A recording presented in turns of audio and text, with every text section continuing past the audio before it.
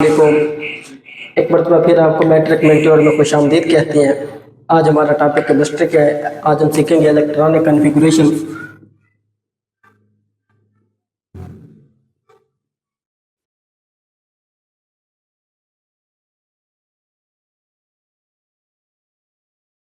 Electronic configuration atoms के मुतल्लिक हम 3-4 बातें पहले से ही सीख चुके हैं। एक बात हमने एटम के मुतल्लिक ये सीख रखी है कि एटम में 3 पार्टिकल्स होते हैं, 3 टाइप्स के, electrons, neutrons and protons. Next हमने ये भी सीखा हुआ है कि ये जो 2 पार्टिकल्स हैं, जो मेजर पार्टिकल्स हैं, न्यूट्रॉन्स और प्रोटॉन्स, ये हमेशा एटम के न्यूक्लियस के अंदर होती हैं, प्रोटॉन्स और न्यूट्रॉन्स। और उसके बाद जो इलेक्ट्रॉन्स बचते हैं वो न्यूक्लियस से बाहर होते हैं। न्यूक्लियस के बाहर ये गर्दिशी रास्ते हैं जिन्हें हम एनर्जी लेवल, मदार, ऑर्बिट या शेल्स कहते हैं। इन्हें हम शेल्स भी कहते हैं, ये शेल्स भी कहलाते हैं, मदार भी कहलाते हैं और एनर्जी लेवल भी इन्हें हम कहते हैं। इलेक्ट्रॉन्स इन्हीं ऑर्बिट्स के अंदर गर्दिश करते हैं न्यूक्लियस के गिर्द। न्यूक्लियस के अंदर प्रोटॉन्स और न्यूट्रॉन्स होते हैं। इन शेल्स के स्पेसिफिक नेम्स होते हैं।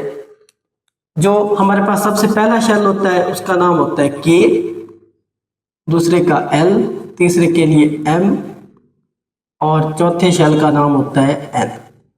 तो हमारे पास 4 बेसिक शेल्स हैं जो न्यूक्लियस के गिर्द पाए जाते हैं, K, L, M and N.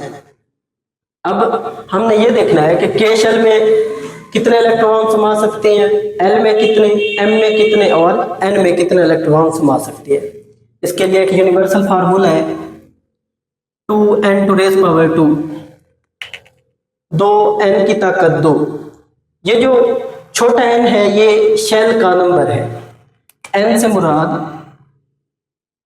1, 2, 3 या कुछ भी हो सकता है। ये किस चीज का नंबर है? शेल का, शेल नंबर है। के लिए अगर इस फार्मूले को अप्लाई किया जाए के शेल के लिए तो ये कुछ यूं बनेगा, 2n की जगह पे हम के लिख लेते हैं पावर 2। के हमारा पहला शेल है, इधर हम 1 लिख देते हैं पावर 2। 1 की पावर 2 हो तो उसका आंसर आता है 1, मीन्स 1 मल्टीप्लाइड बाय 1, 2 1 जार 2। इससे मुराद ये है कि के शेल में 2 इलेक्ट्रॉन्स समा सकते हैं। अगर एल की बात की जाए, 2 × एल का नंबर है 2, पावर भी 2। ये 2, अगर 2 की पावर 2 हो तो आंसर आएगा 4, 2 multiplied by 2 answer is equal to 4, 2 multiplied by 4 answer is equal to 8। It means L में 8 इलेक्ट्रॉन समा सकते हैं। इसी तरह से एम के लिए अगर फाइंड आउट किया जाए, एम हमारे पास तीसरा शेल होता है। अगर 3 की पावर 2 हो तो आंसर आता है 9, 9 2 जार 18। एम में 18 इलेक्ट्रॉन समा सकते हैं। जहां एन की बात की जाए, एन का नंबर 4 होता है, 2 × 16, 4 पावर बाय 2 आंसर होता है 16, 4 बाय 4 16 मल्टीप्लाइड बाय 2 38, 32। मीन्स इस तरह से हमारे पास फार्मूले के जरिए हम किस शेल में कितने इलेक्ट्रॉन समा सकते हैं ये निकाल सकते हैं। के शेल में 2 इलेक्ट्रॉन आते हैं, एल में 8 होंगे, एम में मैक्सिमम 18 होंगे, एन में 32 होंगे। इनसे कम हो सकती है, इनसे ज्यादा नहीं हो सकते। मिसाल के तौर पर के शेल में 1 इलेक्ट्रॉन आ सकता है, 2 आ सकते हैं, लेकिन 3 कभी नहीं आ सकते। एल में 8 इलेक्ट्रॉन आ सकते हैं, मैक्सिमम 7, 6 हो सकते हैं, 9 नहीं हो सकते। एम शेल में 18 इलेक्ट्रॉन्स मैक्सिमम हो सकते हैं, इससे कम भी हो सकते हैं, इससे ज्यादा नहीं हो सकते। और एन शेल में 32 तक इलेक्ट्रॉन समा सकते हैं, इससे कम नहीं समा सकते। तो इस तरह से आपको पता चला है कि कोई भी एटम होगा उसके सेंटर में न्यूक्लियस होना चाहिए, उसमें प्रोटॉन्स और न्यूट्रॉन्स होने चाहिए, उसके गिर्द इलेक्ट्रॉन्स होंगे। जिन रास्तों पे इलेक्ट्रॉन्स होंगे उन्हें हम शेल्स कह सकते हैं, मदार भी कहते हैं, एनर्जी लेवल भी कहते हैं। उन शेल्स के डिफरेंट नेम्स हैं K, L, M and N. First shell को हम के कहते हैं, सेकंड एल होता है, थर्ड एम होता है और एन फोर्थ होता है। अब फर्स्ट शेल में कितने इलेक्ट्रॉन समा सकते हैं? सबसे पहले शेल में 2 इलेक्ट्रॉन, फिर एल में 8 इलेक्ट्रॉन, एम में 18 इलेक्ट्रॉन और एन में 32 इलेक्ट्रॉन मैक्सिमम समा सकती हैं। इससे कम हो सकती हैं, इनसे ज्यादा नहीं हो सकते। ये तो आपको पता चल गया कि किस शेल में कितने इलेक्ट्रॉन आ सकते हैं। अब हम ये देखेंगे किस शेल में कितने सब शेल्स होते हैं। सब शेल्स को समझने के लिए आप ये समझे, हमारे पास पहला शेल है के और इसमें इलेक्ट्रॉन आते हैं 2। दूसरा हमारे पास होता है एल और उसमें इलेक्ट्रॉन आते हैं 8। तीसरा होता है एम, इलेक्ट्रॉन आते हैं 18। चौथा होता है एन और इलेक्ट्रॉन समा सकते हैं 32।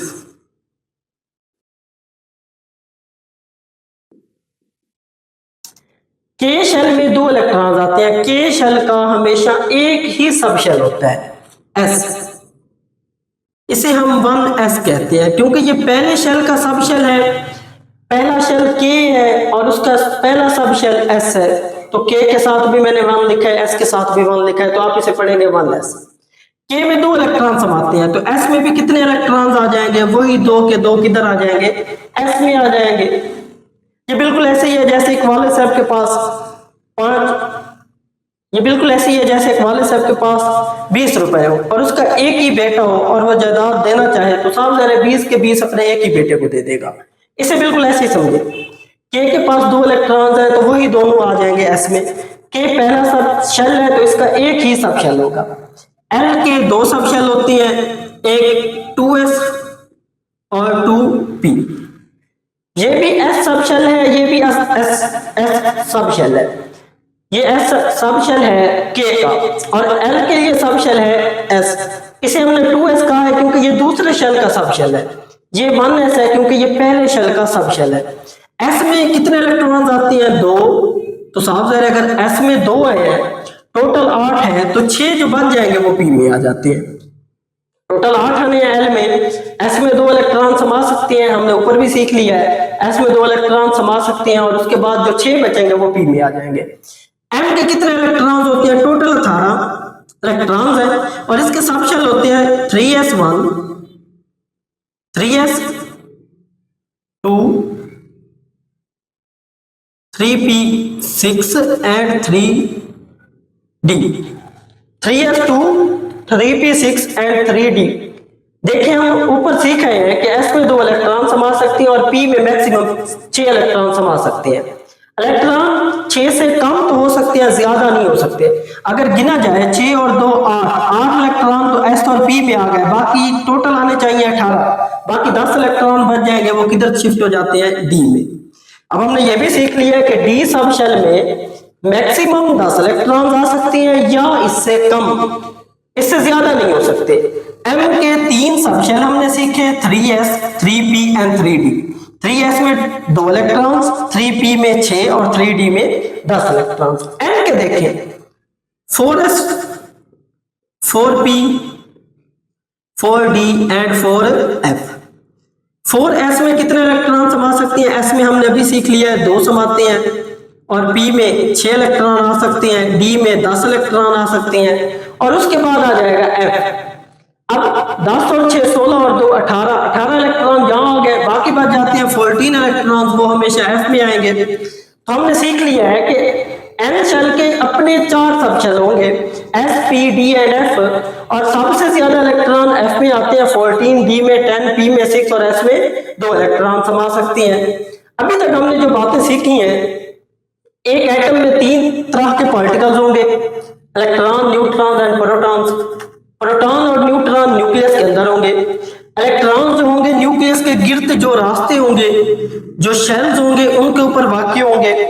ये जो गर्दशी रास्ते हैं इन्हें हम शेल्स कह सकते हैं, मदार भी कह सकती हैं, एनर्जी लेवल भी कह सकते हैं। ये जो मैंने छोटे सर्कल ड्रा किए ये इलेक्ट्रॉन है जो एक न्यूक्लियस के गिर्द रिवॉल्व करते हैं। टोटल शेल्स हमने 4 सीखनी है, फर्स्ट शेल का नाम होता है K, second L, third M and fourth N. एक और चीज भी मैं आपको बताता चलूं कि के की एनर्जी सबसे कम है, एल की उससे ज्यादा है, एम की उससे ज्यादा और एन की सबसे ज्यादा एनर्जी है। क्योंकि ये जब हम इलेक्ट्रॉन्स डालेंगे एक एटम के अंदर, एक इलेक्ट्रॉन्स की जब हम इलेक्ट्रॉनिक कॉन्फ़िगरेशन देखेंगे तो हमें ये पता होना चाहिए कि के की एनर्जी सबसे कम, एल की उससे ज्यादा, एम की उनसे ज्यादा और एन की सबसे ज्यादा होती है। अब किस शेल में कितने इलेक्ट्रॉन समा सकते हैं उसके लिए ये फार्मूला था 2n⁻²। एन से मुराद कोई भी शेल का नंबर हो सकता है। शेल का नंबर 1 होगा तो मिसाल के तौर पर मैं के शेल की बात कर रहा हूं तो उसका नंबर 1 होगा। अगर एल शेल की बात की जाए तो नंबर 2 होगा, एम की बात की जाए तो 3 नंबर है और एन के लिए 4। अगर इनके नंबर्स लगा के इस फार्मूले को सॉल्व किया जाए तो हमें पता चलता है के शेल में 2 इलेक्ट्रॉन आ सकते हैं, तो मैं ऊपर लिख देता हूं 2 इलेक्ट्रॉन, एल में 8 आ सकती हैं, एम में 18 और एन में 32 इलेक्ट्रॉन समा सकते हैं। एक्सीलेंटली आपने यहां तक सीख लिया है, वेरी गुड। ये बात बताती है कि आप कितने एक्टिव होकर पढ़ रहे हैं, सुन रहे हैं, समझ रहे हैं। अब हम आगे देखेंगे कि किस शेल में कितने सब शेल हैं और हर सब शेल में कितने इलेक्ट्रॉन समा सकते हैं। पहले के शेल है, के शेल में एक ही सब शेल होगा एस और उसमें 2 इलेक्ट्रॉन समा सकते हैं। के पास 2 इलेक्ट्रॉन है, वो दोनों के दोनों एस के पास चले जाएंगे।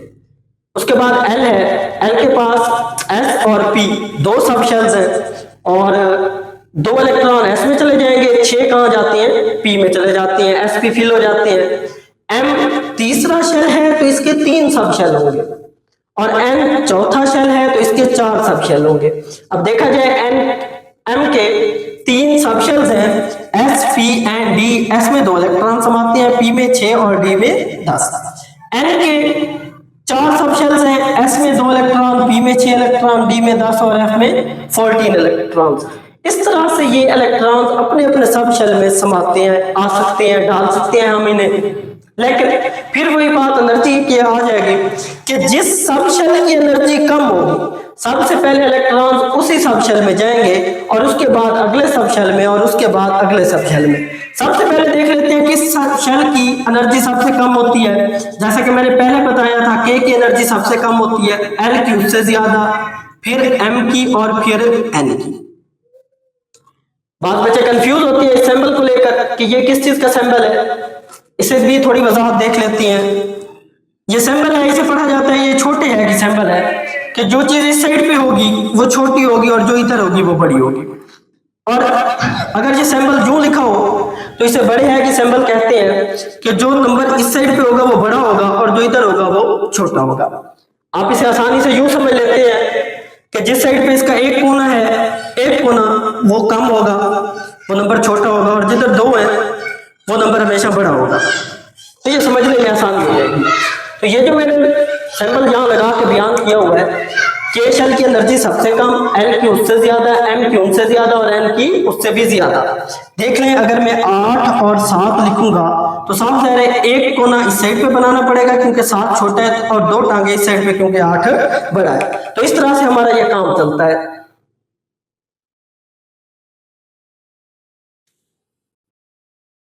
अब आप देखेंगे कि किस सब शेल की एनर्जी सबसे कम है, क्योंकि इलेक्ट्रॉन सबसे पहले कम एनर्जी वाले ऑर्बिट में आते हैं। कम एनर्जी वाले ऑर्बिट में, कम एनर्जी वाले शेल में, कम एनर्जी वाले सब शेल में। तो सबसे पहले मैंने एस को काटा, फिर 2s को, फिर 2p को, फिर 3s को, और फिर 3p और फिर 4s। तो इस तरह से आपने ध्यान में रखना है कि जो भी शेल या सब शेल पहले कटा है तो उसकी एनर्जी सबसे कम है और जो बाद में कटा है उसकी एनर्जी ज्यादा है। जिसे हमने पहले काट दिया एरो से उसमें पहले इलेक्ट्रॉन डालेंगे और जिसकी बारी बाद में आएगी उसमें बाद में डालेंगे। 3-4 एलिमेंट के इलेक्ट्रॉनिक कॉन्फ़िगरेशन करती हैं ताकि अंडरस्टैंडेबल हो जाए हमारी बातें। सबसे पहले हाइड्रोजन। हाइड्रोजन का एटॉमिक नंबर 1 होता है तो इसमें इलेक्ट्रॉन भी 1 होता है। जितना एटॉमिक नंबर होता है उतने ही इलेक्ट्रॉन होते हैं, क्योंकि प्रोटॉन्स और इलेक्ट्रॉन्स की तादाद एक एटम के अंदर इक्वल होती है। जितने प्रोटॉन्स होते हैं उतने ही इलेक्ट्रॉन होते हैं। हाइड्रोजन के अंदर 1 है एटॉमिक नंबर, तो इसके अंदर प्रोटॉन भी 1, इलेक्ट्रॉन भी 1। जिसका 1 इलेक्ट्रॉन है साफ ज़ाहिर है पहला इलेक्ट्रॉन के में आएगा, के शेल है। अगर हाइड्रोजन की स्ट्रक्चर बनाई जाए तो ये इसका न्यूक्लियस, इसमें प्रोटॉन 1 और ये इसका पहला शेल, पहले शेल का क्या नाम है के, और इसके पास एक ही इलेक्ट्रॉन है तो वो इधर आ जाएगा। तो इसके लिए मैंने समझ लिया कि जो हाइड्रोजन का इलेक्ट्रॉन है वो इसके पहले शेल में होगा। अब आपने ये समझना है कि जो चीज शेल में होगी वो ही सब शेल में होगी, तो इसका पहला सब शेल 1s होगा, और क्योंकि इसके पास एक इलेक्ट्रॉन है तो क्योंकि s के ऊपर हमने इलेक्ट्रॉन्स की तादाद लिखनी होती है तो इधर मैं एक लिख दूंगा 1s1। अगर हीलियम की बात की जाए, एटॉमिक नंबर इसका 2 है, तो हमें पता है क्योंकि इसके पास 2 एटॉमिक नंबर है तो इसके इलेक्ट्रॉन्स भी 2 हैं, तो इधर मैं लिखूंगा 1s2। अगर लिथियम की बात की जाए तो इसके पास 3 इलेक्ट्रॉन है, 1s2 एंड 2p। आप देखें 1s2 एंड 2s, आप देखें कि मैंने सबसे पहले 1s को फिल किया क्योंकि उसके बाद कम एनर्जी वाला, बाकी सबसे कम एनर्जी वाला जो सबशेल बचता है वो 2s होता है, 1s के बाद 2s। तो क्योंकि इसके पास इलेक्ट्रॉन ज्यादा हो गए थे 1s से, 1s में 2 इलेक्ट्रॉन समा सकते हैं लेकिन इसके पास 3 है, एक बच गया तो वो आगे शिफ्ट हो जाता है, वो कहां चला जाता है 2s के अंदर, 1s2 2s1, इसके 3 इलेक्ट्रॉन पूरे हो गए। अब हम सीधा चलते हैं नियॉन पर, Ne नियॉन एटॉमिक नंबर 10 होता है, 1s2 2s2 1s2 2s2, पहले सब शेल में 2 इलेक्ट्रॉन आ गए, अगले सब शेल में भी 2 इलेक्ट्रॉन आ गए। आप देखिए कि 2s के बाद हमने किसे काटा है 2p को, तो इधर हम लिखेंगे 2p में कितने इलेक्ट्रॉन आ सकते हैं 6, एक्सीलेंट, ये 6 इलेक्ट्रॉन समा गए 2p में, 1s2 2s2 2p6। अब देखिए टोटल कितने हो गए हैं 2s में, 2 2s में और 6 2p में, तो टोटल 10 इलेक्ट्रॉन पूरे हो गए हैं। तो इस तरह से हमने इलेक्ट्रॉनिक कॉन्फ़िगरेशन कर दी है। एक और एलिमेंट की एग्जांपल लेते हैं Na, सोडियम एटॉमिक नंबर 11 होता है, 1s2 2s2 2p6। देखिए पहले शेल में 2 इलेक्ट्रॉन और उसी के सब शेल में भी 2 इलेक्ट्रॉन, दूसरे शेल में 8 इलेक्ट्रॉन आ सकते हैं, L में 8 होते हैं, S में 2 आ गए, P में 6 आ गए, 8 पूरे हो गए, 8 और 2 10। लेकिन इसके पास टोटल इलेक्ट्रॉन्स कितने हैं 11। अब जो 11वां इलेक्ट्रॉन है वो कौन हो जाएगा, 11वां इलेक्ट्रॉन 2p के बाद आता है 3s। देखें जो कटा हुआ है 2p की एनर्जी है उससे ज्यादा, लेकिन बाकी सबसे कम एनर्जी 3s की, तो 2p के बाद इलेक्ट्रॉन जाना है 3s में, इधर हम लिखेंगे 3s, और क्योंकि टोटल 10 इलेक्ट्रॉन समा चुके हैं सिर्फ एक बाकी है तो 3s1। ये हो जाती है नाइट्रोजन की इलेक्ट्रॉनिक कॉन्फ़िगरेशन। बाज़ औक़ात आपको बुक में ऐसे भी लिखा हुआ मिलेगा Na11, आगे लिखा होगा Ne, 3s1। क्यों? क्योंकि ये जो नियॉन की इलेक्ट्रॉनिक कॉन्फ़िगरेशन है 1s2 2s2 2p6, ये सेम ही तो है 1s2 2s2 2p6। तो ये सारा लिखने की बजाय बुक वाला या एग्जामिनर जहां लिख देगा Ne, मतलब नियॉन की इलेक्ट्रॉनिक कॉन्फ़िगरेशन और आगे 3s1। अब कर लेते हैं एक और एलिमेंट क्लोरीन की इलेक्ट्रॉनिक कॉन्फ़िगरेशन। क्लोरीन का एटॉमिक नंबर 17 होता है। ये एटॉमिक नंबर आपने बच्चों खुद याद करने होते हैं कि किस एलिमेंट का एटॉमिक नंबर कितना है, सबके याद नहीं करने होते, कुछ सिमिलर हैं जो अक्सर रिएक्शंस में यूज होते हैं बार बार। हम जब पढ़ेंगे वो आयोनिक बॉन्ड या फिर कोवलेंट बॉन्ड उसके अंदर हमें एटॉमिक नंबर की जरूरत होगी, तो कुछ एक सिमिलर हैं जो हमने बार बार पढ़ने हैं, याद हो जाएंगे आपको। क्लोरीन 1s2 2s2 2p6, देखें 10 इलेक्ट्रॉन पूरे हो गए 1s2 2s2 2p6, और उसके बाद 3s में हमेशा 2 इलेक्ट्रॉन आते हैं 3s2। अब ये हो गए हैं 2 4 और 6 10 और ये 2 12 इलेक्ट्रॉन हो गए हैं, लेकिन क्लोरीन में 17 इलेक्ट्रॉन है, अभी 5 बाकी है। 1s फिल हो गया है, 2s फिल हो गया है, 2p हमने फिल कर लिया है, 3s फिल हो गया है। 3s के बाद इलेक्ट्रॉन जाते हैं 3p में, तो इधर हम लिखेंगे 3p, और इसमें कितने इलेक्ट्रॉन आएंगे p में एक्सीलेंट 6 इलेक्ट्रॉन आ सकते हैं, सही कहा। लेकिन यहाँ हमने मजीद कितने इलेक्ट्रॉन हमारे पास बचे हुए हैं क्लोरीन के, सिर्फ 5, 2 और 2 4 और 6 10 और 2 12 और 5 17, तो इस बार p में कितने इलेक्ट्रॉन्स आ गए 5। तो इस तरह से हमारी क्लोरीन की इलेक्ट्रॉनिक कॉन्फ़िगरेशन कंप्लीट हुई 1s2 2s2 2p6 3s2 and 3p5। Excellent, आज आपने इलेक्ट्रॉनिक कॉन्फ़िगरेशन करना सीख लिया है। अगर आपको कोई बात समझ नहीं आई तो आप कमेंट करें, अगर आप कोई मशवरा देना चाहते हैं फिर भी आप कमेंट करें, इंशाल्लाह आपकी बात का जवाब भी दिया जाएगा और उस पर अमल भी की जाएगी। थैंक यू, अल्लाह हाफिज़।